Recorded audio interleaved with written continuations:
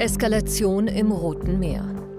Jemens Houthi-Milizen attackieren Schiffe und legen eine der wichtigsten Welthandelsrouten lahm. Die USA reagieren mit Luftangriffen auf Houthi-Stellungen und die Miliz mobilisiert für ihren neuen heiligen Krieg. Wir sehnten schon lange eine Konfrontation mit den USA herbei. Im Norden des Jemen haben die Houthis schon längst eine totalitäre Herrschaft errichtet. Die Houthis glauben nur an den Krieg. Sie sind ein Samen, den der Iran gepflanzt und gezüchtet hat. Wie hält die Miliz die Menschen in ihrer Gewalt? In welche Zukunft führt sie das Land? Fast 10 Jahre Krieg haben den Jemen ausgeblutet. Hunger und Vertreibung sind allgegenwärtig. Der Krieg tötet Kinder. Er tötet unsere Eltern, unsere Geschwister.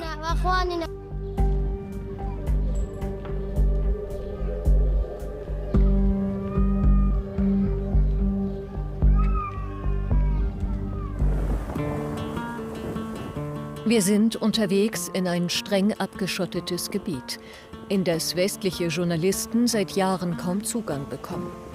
Wir sind die Einzigen, denen die Houthis eine Genehmigung erteilt haben. Über Schotterpisten und Flussbette überqueren wir die Bürgerkriegsfront und fahren vom Gebiet der international anerkannten Regierung ins Reich der Miliz, wo die meisten der fast 34 Millionen Jemeniten leben.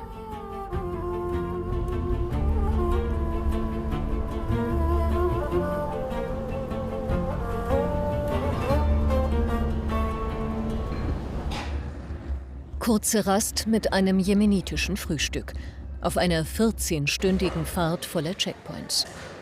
Es ist der Morgen nach den ersten Luftangriffen der USA und Großbritanniens auf Stellungen der Houthi-Miliz.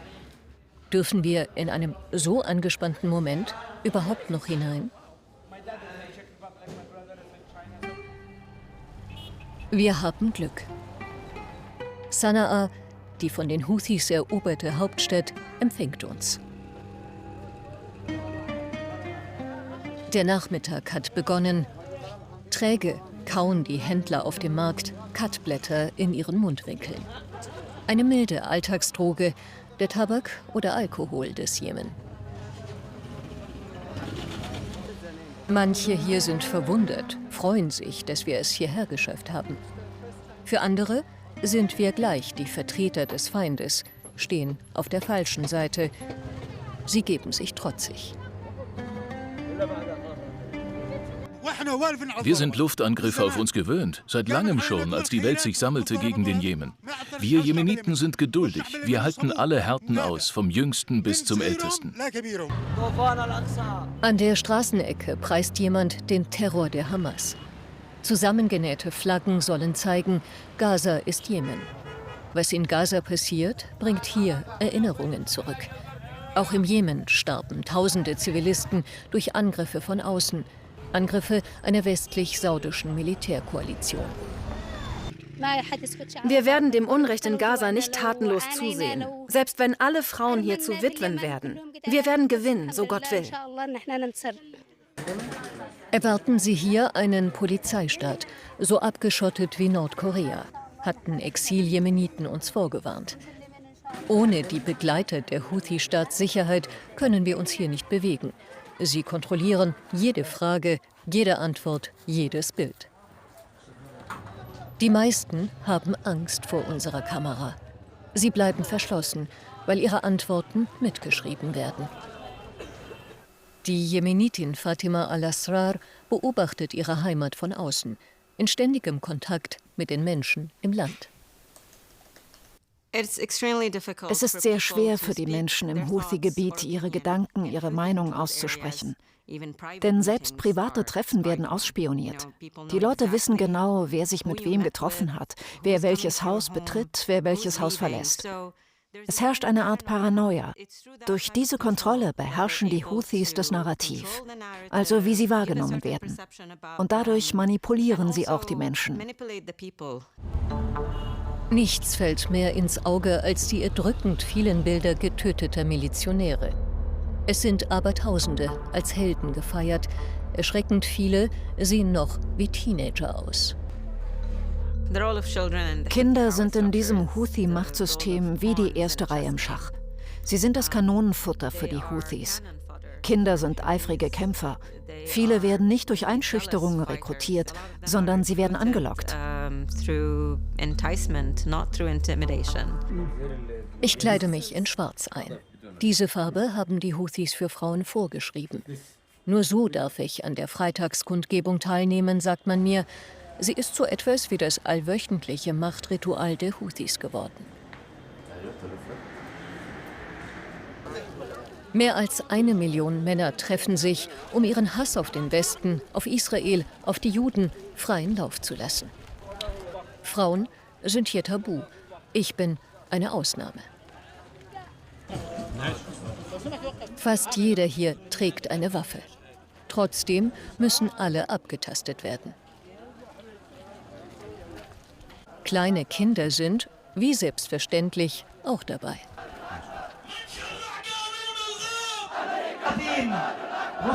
Der oberste Führer, Abdelmalek al-Houthi, ist nur auf Leinwänden zu sehen. Er gilt als heilig. Al-Houthi taucht nie leibhaftig auf. Aufgrund seiner angeblichen Abstammung vom Propheten sieht sich der Houthi-Familienclan als dem Volk überlegen an. Al-Houthi hat die Persönlichkeit eines Kultanführers. Er spielt mit dem Narrativ, dass der Westen die muslimischen Nationen ausgebeutet habe und dass die Jemeniten deshalb gegen eine solche Aggression aufbegehren sollten. Der Appell an sie: Schaut nach Gaza, ihr könntet die Nächsten sein. Für Gaza und für ihren Kriegszug im Roten Meer, den sie einen heiligen Krieg nennen, hätten sie bereits 200.000 Kämpfer trainiert. Wir sind zu einer Eskalation übergegangen in unseren Operationen, weil der Feind weiter in Gaza eskaliert. Wir haben Raketen, Drohnen, Militärboote gefechtsbereit gemacht. Wir haben nun auch Unterwasserwaffen. Das wird dem Feind Kopfzerbrechen bereiten. An ein Interview mit der Führung heranzukommen, ist kompliziert.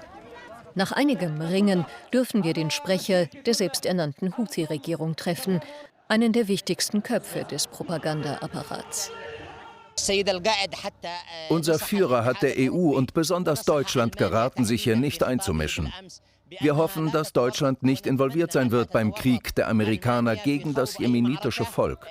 Denn wir werden gegen alle kämpfen, die an der Seite Amerikas stehen. Krieg gegen die USA, darauf setzen die Houthis. Sie benutzen den neuen Krieg auch innenpolitisch, um ihren Machtanspruch auf ganz Jemen auszudehnen. Und an die heiß begehrten Öl- und Gasressourcen in den anderen Landesteilen zu kommen. Wer sind die Al-Houthis? Die mysteriöse Familie, die den Jemen im Griff hat.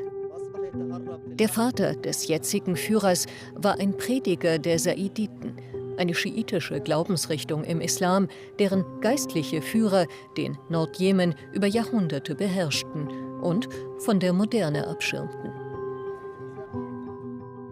Sohn Hussein beginnt 2004 eine Rebellion gegen den Zentralstaat, inspiriert von den Mullahs im Iran. Das Endziel: ein globales islamisches Kalifat. Hussein wird im Kampf getötet, Bruder Abdelmalek übernimmt. 2014 stürzen die Houthis Jemens Regierung. Die vom Iran unterstützte und trainierte Miliz erobert Sanaa, die Hauptstadt. Die Regierung muss in den Süden fliehen. Saudi-Arabien wird nervös. Jemens großer Nachbar trommelt eine Militärkoalition zusammen. Jedes Mittel ist den Saudis recht, um Jemens Regierung wieder einzusetzen. Sie bombardieren, dank amerikanischer Waffen, auch zahllose Krankenhäuser und Schulen. Hunderttausende sterben im Krieg und an den Folgen des Krieges. Die Saudis sahen in den Houthis eine Bedrohung, wegen deren Allianz mit Iran, wegen der Waffen, die die Houthis bekamen. Nicht nur das, die Saudis waren der Bitte der damaligen Regierung gefolgt, ihr zu helfen und zu intervenieren. 2023, ein historischer Moment. Die Kriegsparteien Saudi-Arabien und Iran geben sich plötzlich die Hand. Mit Friedensangeboten und gewaltigen Kompromissen hoffen die Saudis nun, die Houthis besänftigen zu können, die mittlerweile die mächtigste Kraft im Jemen sind. Die Gegner der Houthis sind zersplittert. Jemeniten nennen sie die Regierung der Hotels, weil die Minister kaum im Jemen leben. Ohne Saudi-Arabien wäre die Regierungsseite nicht überlebensfähig. Nachdem die saudischen Angriffe aufhörten, begann die Bevölkerung, sich gegen die Houthis zu beschweren, erhoben einige ihre Stimme.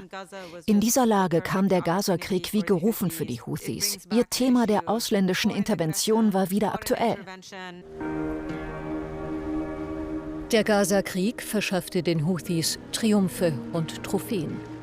Eine solche ist die Galaxy Leader. Im Besitz eines israelischen Unternehmers, nun gekapert im Roten Meer.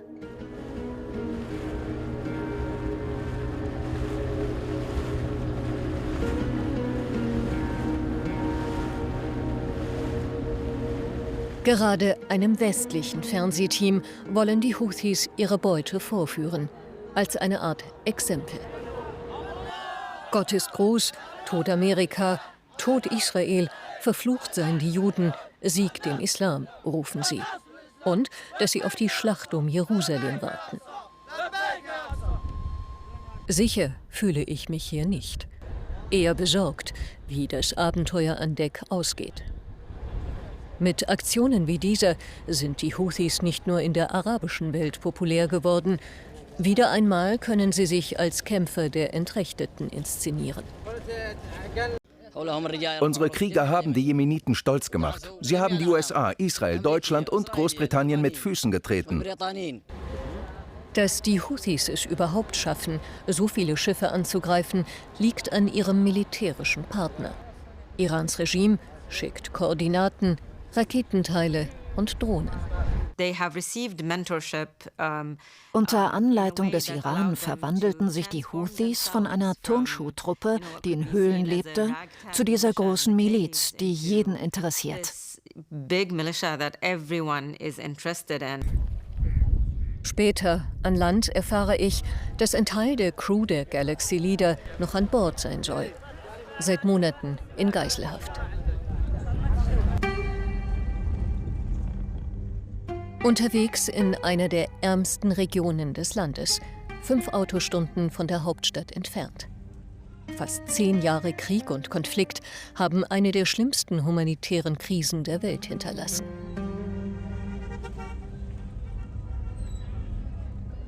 Fünf Millionen Menschen sind vertrieben, müssen oft in Zelten leben. 17 Millionen Jemeniten müssen Hunger erleiden. Viehbauern und Kleinhändler leben in diesem Camp. Viele kommen aus dem Grenzgebiet zu Saudi-Arabien. Wir sollen eine Nachricht weitergeben an die Welt, sagen sie uns. Sie seien am Ende hier. Jetzt bekommen wir nicht einmal mehr die Nahrungsmittelhilfen aus dem Ausland. Unsere Kinder müssen auf den Straßen betteln gehen, um was zu essen zu bekommen. Wir haben kein Essen, kein Wasser, kein Haus, nur den kalten Erdboden. Es gibt keine Hoffnung, nicht mal für unsere Kinder. Seit 5 Monaten bekommt dieses Vertriebenenlager keine Hilfen mehr vom UN-Welternährungsprogramm. Ali Mistbani sammelt und verkauft Plastikflaschen, damit die Familie irgendwie überlebt. 1 Kilo Mehl und ein bisschen Gemüse tauscht er dagegen ein. Die Lage ist hart und es wird schlimmer. Einen Tag gibt es Essen, den nächsten Tag wieder nichts. 2 Tage Hunger, 1 Tag Essen. Jeden Tag müssen sie Wasser holen. 1 Stunde hin, 1 Stunde zurück. Alle Wünsche in ihrem Leben drehen sich nur um Wasser und Essen, Essen und Wasser. Sie kennen niemanden hier, der zurückgekehrt sei ins alte Zuhause oder in das, was davon übrig blieb.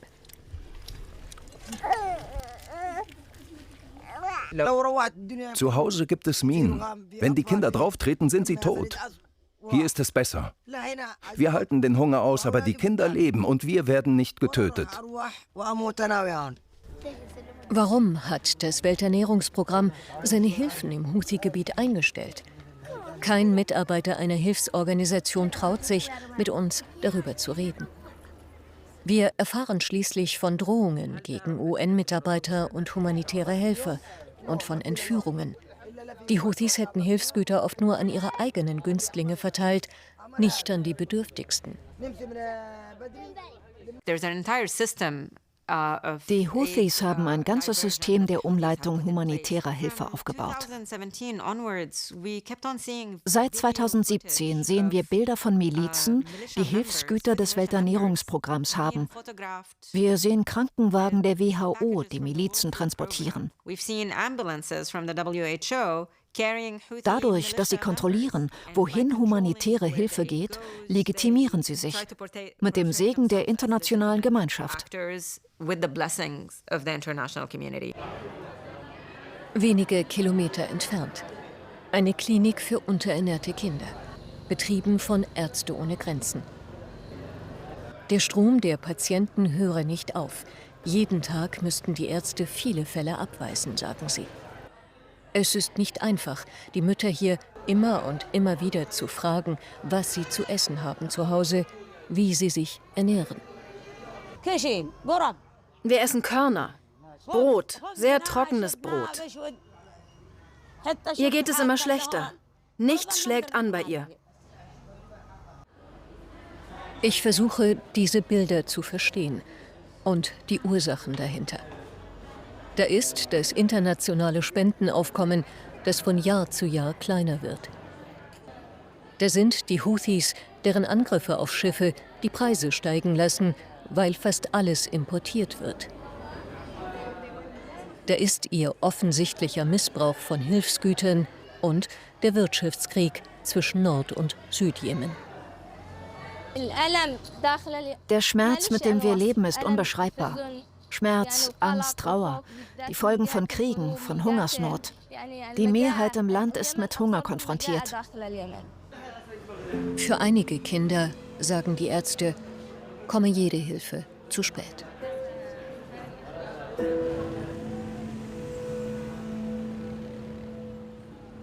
Nachdem die Houthis an die Macht kamen, waren Frauen unter ihren ersten Opfern. Reiseverbote, eine Sittenpolizei, Geschlechtertrennung. Mit immer neuen Methoden versuchen sie, die Bewegungsfreiheit der Frauen einzuschränken.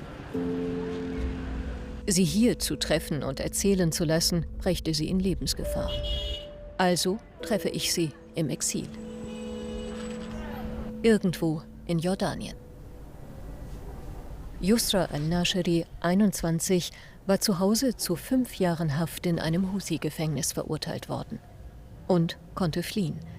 Sie ging durch die Hölle, wie sie sagt. Vor den Houthis hatten Frauen etwas zu sagen in der Gesellschaft. Sie nahmen teil an ihr.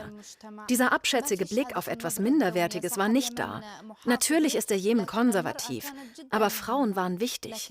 Heute sind sie an den Rand gedrängt, haben nichts zu sagen.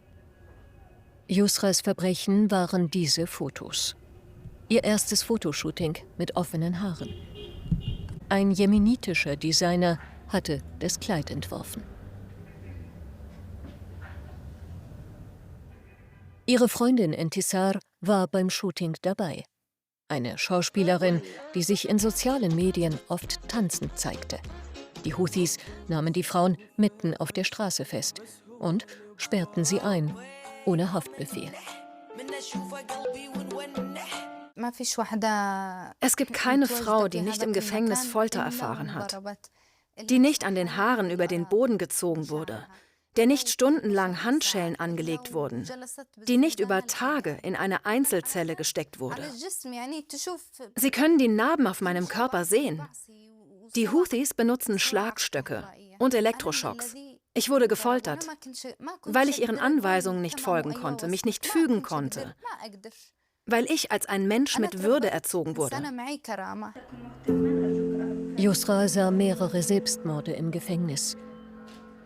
Sie versuchte ebenfalls, sich zu töten. Dann schlugen die Houthis den Frauen einen Deal vor. Wenn sie einwilligten, mit Sex und Drogen die politischen Gegner der Houthis zu kompromittieren, würden sie freikommen. Beide lehnten ab. Wenn sie Frauen rekrutieren, sagen sie, es sei für den Dienst an der Nation. Aber diese Frauen müssen unmoralische Handlungen begehen, die gegen sie benutzt werden. Die Houthi-Propaganda dichtete den Mädchen Drogenbesitz und Prostitution an, mit einem immer wieder amüsierten Polizisten. Dass Yusras Bluttest einwandfrei war, ohne Drogenspuren, lässt der TV-Bericht aus. Yusra wurde krank. Sie erhielt Hafturlaub unter strengen Auflagen. Ihr gelang, nach mehreren Versuchen, sagt sie, die Flucht in den Südjemen mit Papieren einer anderen Frau. Ihre Familie wird weiter unter Druck gesetzt und Entisar, ihre Freundin, ist immer noch im Gefängnis. Die Houthis sind geistig zurückgebliebene, ungebildete Terroristen. Ihre Anführer leben in Villen und fahren die neuesten Autos, haben neue Handys. Ihre Kinder studieren an berühmten Universitäten. Während das Volk leidet und die Menschen kaum etwas zu essen finden können. Aber die Houthis leben gut und benutzen die Religion für ihre Interessen. Aus dem Houthi-Gebiet fahren wir auf die andere Seite der Bürgerkriegsfront. Seit einem informellen Waffenstillstand sind die Gefechte abgeebbt. Doch auf Frieden warten die Menschen immer noch. Wir fahren in die Millionenstadt Tars, von der Welt abgeschnitten, im Nordteil von den Houthis belagert.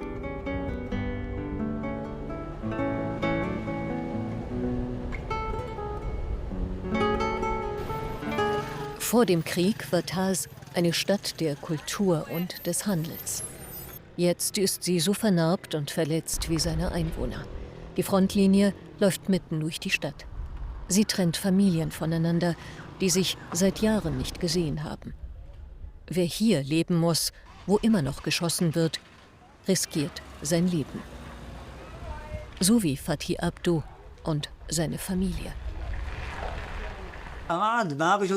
Es gibt keinen Waffenstillstand. Mit den Houthi-Milizen kann es doch keine Sicherheit, keinen Waffenstillstand geben. Die Abdus sind Kriegsflüchtlinge, vertrieben und hier eingezogen. In ein Haus ohne Fensterscheiben, kalt, zugig, ohne Strom, ohne fließend Wasser. Sie sprechen das aus, was Millionen Jemeniten denken. Es ist alles wegen der Houthis. Ohne sie wäre es nie so weit gekommen. Die Houthis haben uns aus unseren Häusern vertrieben. Die Menschen hatten ein gutes Leben, aber die Houthis zerstörten die Häuser. Zahllose Menschen in Tars sind verstümmelt. Houthi-Scharfschützen zielten immer noch auf ganz normale Zivilisten, erzählen sie. Fatih Abdus Nachbar hat durch sie sein Bein verloren. Houthis verschonen weder Frauen noch Kinder, noch Alte noch Junge. Sie schießen auf jeden. Es gibt so viele Kinder, 11, 12 Jahre alt, mit amputierten Gliedern. Die Houthis werden vom Iran unterstützt. Ihr Ziel ist ganz einfach, unseren Jemen zu zerstören. Notdürftig versucht das Militär der Regierungsseite, durch Schutthaufen Zivilisten aus der Schusslinie zu nehmen. Überall sind Menschen mit Wasserkanistern zu sehen. Weil die Houthis nach wie vor die Wasserquellen der Stadt besetzen, müssen sie sich über Wassertrucks versorgen, die Wohltäter ab und zu spenden. Durst als Waffe gegen Zivilisten, ein weiteres mögliches Kriegsverbrechen der Houthis, die von sich behaupten, für die Rechte der Kinder von Gaza zu kämpfen. Wasser zu holen, das bedeutet ständige Konflikte und Zwischenfälle. Kinder müssen die Schule aufgeben, weil sie ständig in der Schlange stehen müssen. Frauen leiden seelisch und körperlich unter diesem Problem.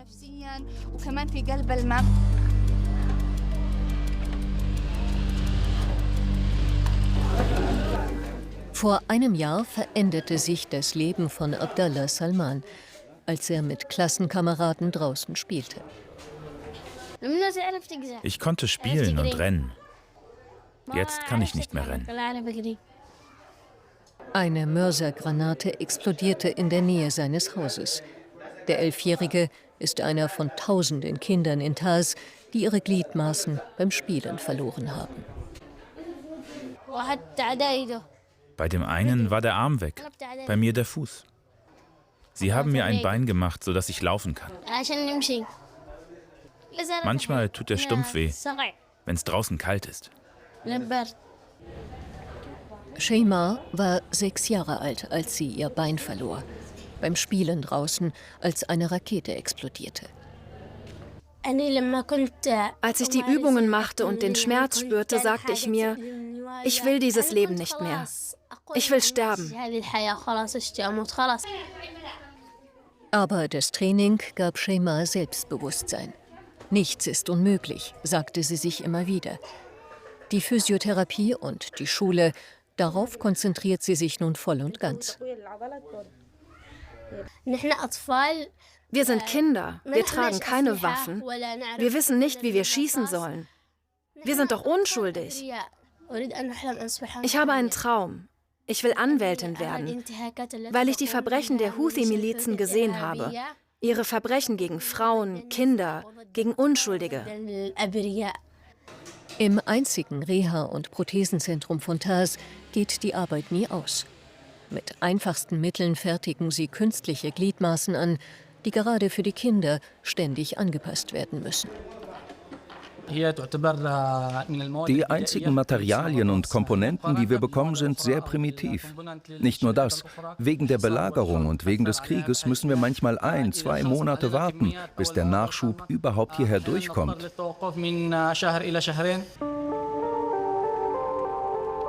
Experten schätzen, dass etwa 2 Millionen Minen im Jemen liegen.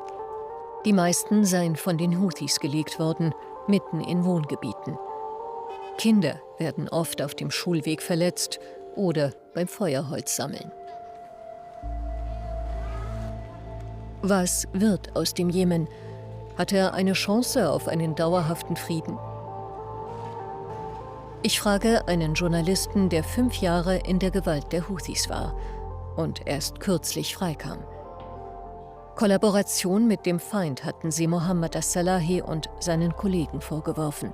Sie hielten ihn oft in einem dunklen kleinen Raum, verwehrten seine Familie, ihn zu besuchen und übergingen gar ein Gerichtsurteil über seine Freilassung. Ständig bedrohten sie mich mit Hinrichtung, um mich psychisch zu zermürben.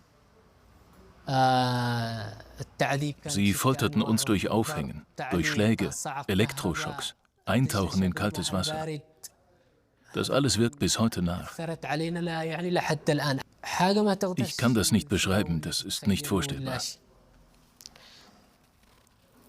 Die Unterdrückung sei extrem gewesen, sagt er. So etwas wie Menschlichkeit oder Freiheit sei den Houthi-Machthabern fremd. Sie kannten nur Hass, nur Rache. Ich erwarte, dass der Krieg zurückkehrt. Mit den Houthis kann der Jemen keinen Frieden erreichen. Sie kamen mit Waffengewalt an die Macht und werden ohne Waffengewalt nicht gehen.